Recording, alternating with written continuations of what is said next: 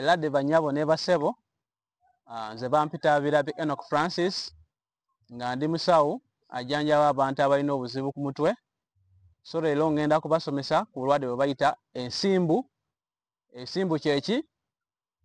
Kyekibuleeta omuntu asobola kufuna obulwadde bw'ensimbu wakwata ku mulwadde w'ensimbu. Era osobola okumanya ntya omuntu alina obulwadde bwaki bw'ensimbu. So ka video mukalabe paka bwe kagwerako, kubanga information gy'ogenda kufuna egenda kuyamba gwe, ejja kuyamba abantu abali mu kyalo. So obulwadde bw'ensimbu, obulwadde buva ku mutwe. Tulina ebika bingi, tulina ebika bibiri. Waliwo ekika omuntu wagwa wansi ne yeesika. Waliwo abantu abakola ki? Abatagwa wansi naye nga bakola ki? Tuyita baluzinga senses. Okay?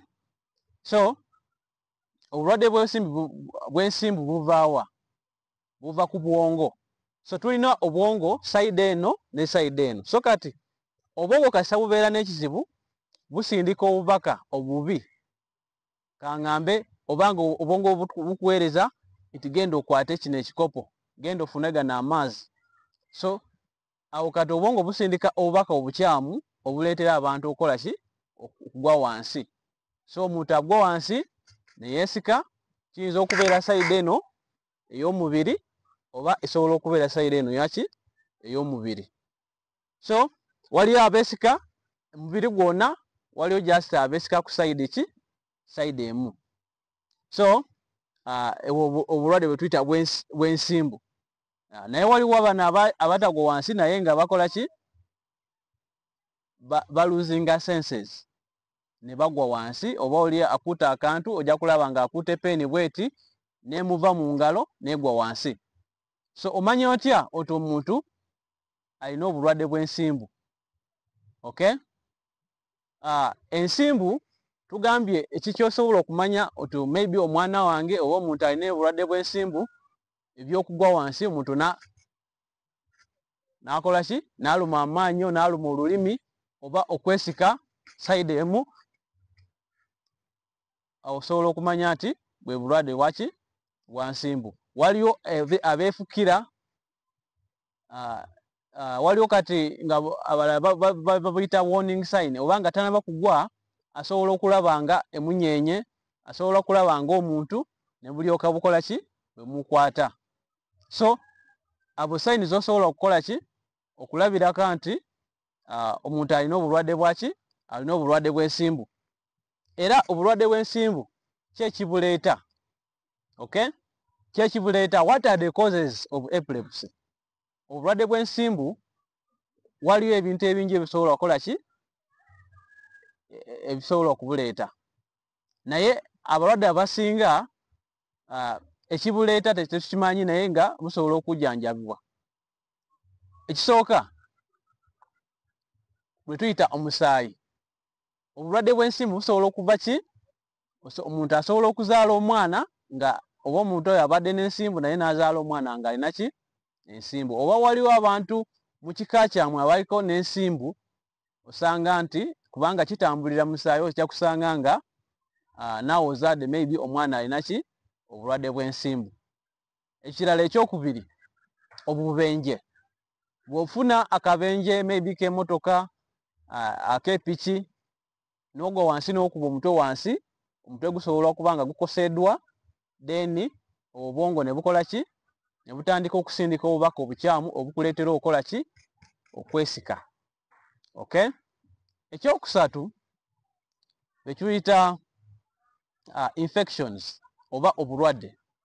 Omwana kaŋŋambe nga mu baana, obanga olina obulwadde nga malaria, omwana n'afuna obulwadde bwe tuyita nga cerebral malaria ne bugenda paka ku bwongo, asobola okutandika okwesika. Kati abasawo nga tebabujjanjabe bulungi, mu maaso awo omwana asobola okubeera n'akola ki? Obulwadde ne bufuuka ensimbu. So okubeera ne obulwadde obugenda paka ku bwongo, kaŋŋambe malaria oba siriimu, waliwo bwe tuyita meningitis bwe bukwata omutwe, osobola okufuna ki obulwadde bw'ensimbu.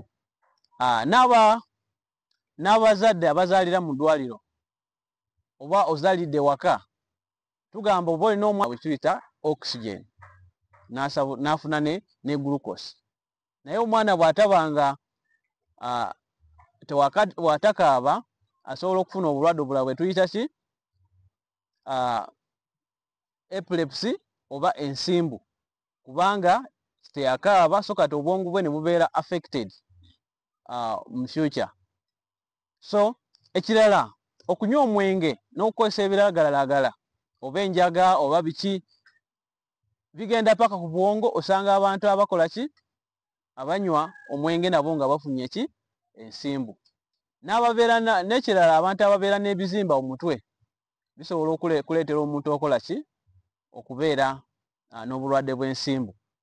Okay, so kati tumanya tutya nti omuntu alina ki obulwadde bw'ensimbu? Ola tumuwa tutya ne tugamba ono alina obulwadde bw'ensimbu? Kasita obeera ne sayinizi ezo, omuntu agwa wansi n'amalusu neeruma olulimi, neyeesika, neyeefukira,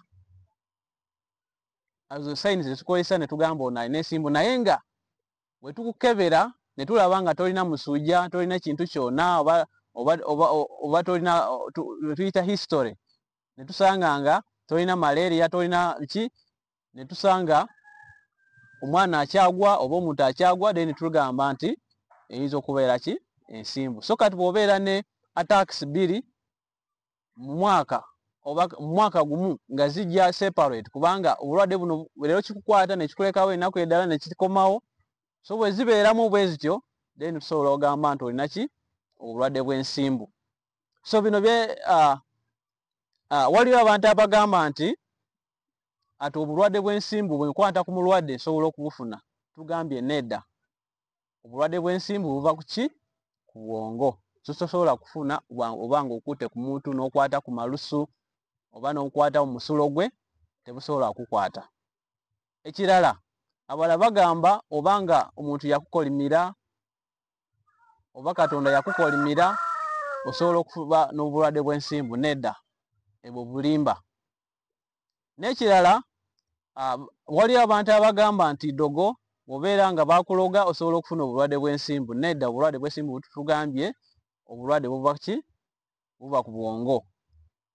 Ekirala, tugambye bw'obanga olya n'omuntu emmere wamu, kwangambe ku mmeeza y'emu, plate y'emu, sowaani y'emu, tosobola kufuna ki obulwadde bw'ensimbu.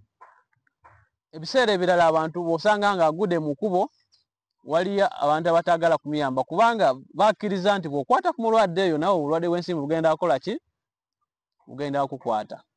So nnyabo ampuliriza, seba ampuliriza, obulwadde bw'ensimbu abantu abasinga okujja mu clinics ezijjanjaba abalwadde b'omutwe, ekitundu enkaaga o 60% babeera n'obulwadde buno. So obulwadde bw'ensimbu, naye nga tulina ebika, kugambye sayidi y'obwongo eno esobola okuba nga yekoseddwa oba sayidi eno oba sayidi zonna nga zikoze ki zikoseddwa. So tulina eddagala ery'okujjanjaba abo abalwadde, naye bw'oliba nga olimira bulungi, oba katugambe omwana oba omuntu abadde agwa emirundi 3 buli lunaku, bw'otandika okumira eddagala bigenda nga bikendeera ki mpola mpola. Obanga abadde agwa emirundi 5 osanga kati gukendedde ali ku mirundi 2, maybe 3, n'agenda ku gumu n'aba nga takyakola ki takyagwa. Naye bw'abanga takyagwa weyongera okumira eddagala.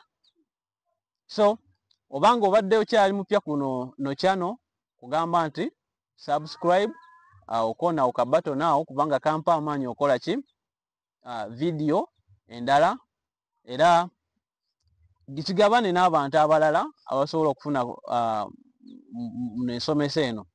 So n'ekirala, abantu ab'ensimbu basobola okubeera n'obulamu obulungi. Tulina abantu abangi abasoma, abagenda ku ssomero, waliyo abakola, naye nga kitandikira nga obanga omanyi ekizibu kyo n'omira eddagala bulungi nga bwe tukuwadde, then ojja kubanga ng'otereera. So neeyanziriza nnyo okundaba, era obanga oli mupya ngamba nti subscribe to my channel kubanga kampa amaanyi okola video endala, era nja kusomesa ku bulwadde obulala engeri gy'osobola okola ki okuwa omuntu bwe giyita first aid.